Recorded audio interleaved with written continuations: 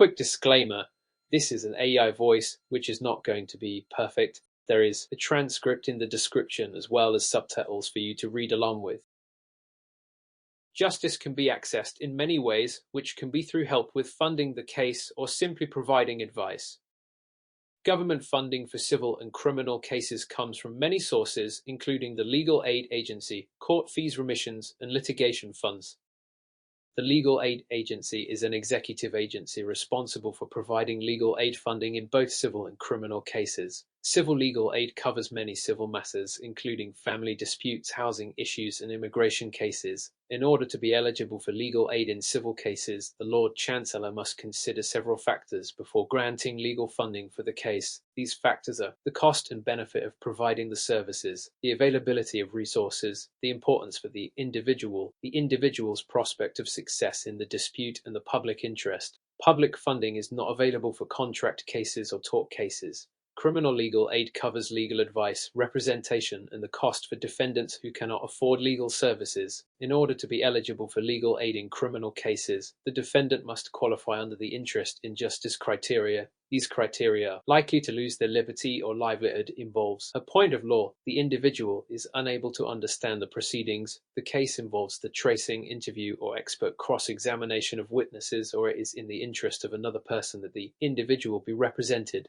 There are additional criteria that the individual must meet in order to receive legal aid in the Magistrates' Court and the Crown Court. To qualify for legal funding in the Magistrates' Court, the applicant must qualify for under the interest in justice criteria and pass the full means test. To pass the full means test, the applicant must have a disposable income of less than £3,398 or have a gross income of below £22,325. In the Crown Court, anyone with a disposable income below £37,500 will automatically receive representation. If the applicant does not meet these criteria, then they will not receive legal aid. Advantage of the Legal Aid Agency is that it provides legal representation for people who cannot afford it, which ensures access to justice. As well as this, the Legal Aid Agency covers a wide range of legal issues in both civil and criminal cases. However, a disadvantage is that there is limited availability, as there is a limited budget and strict criteria that the individual has to meet, which can prevent people from accessing justice. As well as this, the application process for legal aid is a long and time-consuming process. The impact of the changes to the legal aid budget is that fewer people are able to access free legal representation, which limits their ability to pursue justice. As well as this, these changes have led to longer wait times and a reduced quality of service, as there are fewer legal aid resources. In addition, individuals who cannot afford private legal representation are more likely to represent themselves in court, which can lead to less favorable outcomes. Another impact is that there is more inequality in the legal system, as access to justice depends on an individual's financial resources. In addition, the overall reduction in legal aid availability has an impact on society, as it reduces the ability to challenge unfair practices and protect the rights of vulnerable groups. Another source of government funding is court fees remissions for anyone who cannot afford the court fees for a civil case. An advantage of fee remissions is that they make the legal system more accessible by reducing or removing court fees for individuals who cannot afford them. As well as this, fee remissions ensure that financial barriers do not prevent people from pursuing justice in civil cases. In addition, they provide support to people who may be unable to access the legal process due to their financial situation. However, a disadvantage of fee remissions is that the eligibility criteria can be strict, meaning not everyone who struggles financially will qualify. As well as this, the application process can be complex and time-consuming, which might deter some individuals from seeking this assistance. In addition, fee remissions only cover court fees and do not address the broader costs of legal representation. The government also provide limited funds for litigation in public interest that involves human rights.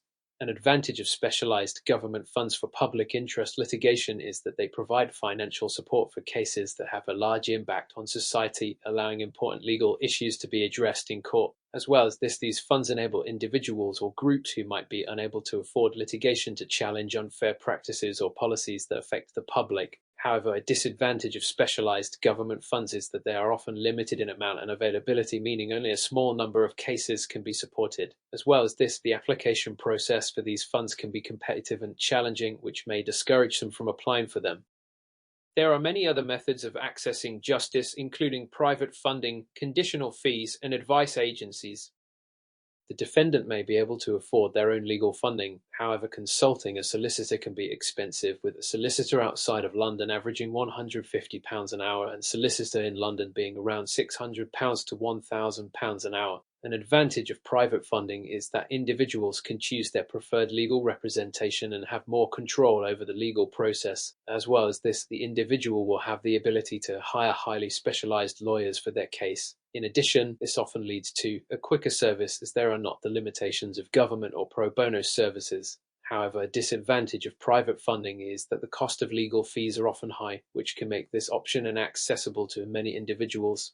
As well as this, if the client loses the case, then they will lose the full cost of the legal fees and will not win anything back. In addition, private funding increases inequality, as the access to justice is based on the finance available to each person.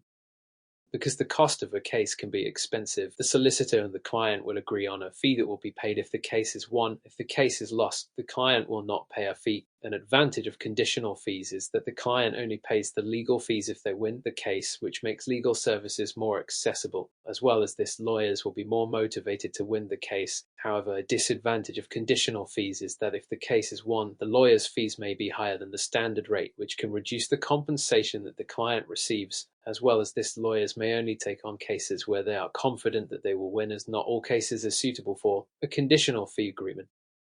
There are many agencies that provide legal advice, including citizens' advice, law centers, pro bono units, free representation units, trade unions, insurance companies, and charities. Citizens' advice provides free, confidential advice on legal and other issues, helping individuals understand their rights and provide access to the necessary services. Law centers offer free legal advice and representation to people who cannot afford it, focusing on social justice issues. Pro bono units provide free legal services provided by lawyers to individuals who cannot afford legal representation. Free representation units provide free legal representation for individuals in social security and employment tribunals. Trade unions offer legal support and representation to their members, particularly in employment-related disputes. Insurance companies provide legal cover as part of insurance policies, covering legal fees for certain types of claims. Charities offer specialized legal advice and support for vulnerable groups, often focusing on specific issues such as domestic violence or immigration.